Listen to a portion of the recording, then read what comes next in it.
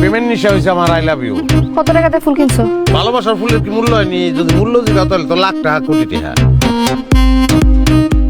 Brain টিউমারের সফল অস্ত্রোপচার শেষে হাসপাতাল থেকে বাসায় ফিরেছেন অভিনেত্রী তানিয়া বৃষ্টি।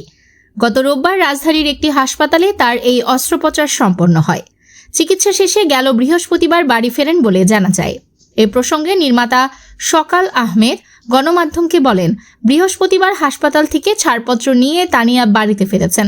তার পরিবারের সদস্যদের সঙ্গে কথা বলে জেনেছি ডাক্তার কমপক্ষে 1 মাস পূর্ণ রেস্টে থাকতে বলেছে। ডাক্তার জানিয়েছে তার আরও কিছু টেস্ট আছে। জানা গেছে সফল অস্ত্রোপচারের পর টানা 72 ঘন্টা নিবিড় পর্যবেক্ষণে ছিলেন তানিয়া। এর আগে গত 14 ফেব্রুয়ারি সন্ধ্যায় ব্রেন টিউমারের খবরটি প্রকাশ করেন তানিয়া বৃষ্টি।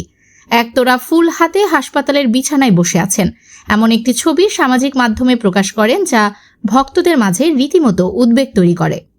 প্রেম বিয়ের গুঞ্জনে মুখ খুললেন তানিয়া বৃষ্টি। তানিয়ার জন্য দোয়া চাইছেন ভক্ত সহশিল্পীরা। ক্যাপশনে লিখেছিলেন, সবাইকে ভালোবাসা দিবসের শুভেচ্ছা।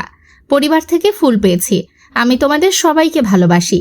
আগামীকাল আমার মাথায় অস্ত্রোপচার। সবাই আমার জন্য দোয়া করবেন। বেশ কিছুদিন ধরে এই অভিনেত্রী নানাভাবে অসুস্থ ছিলেন।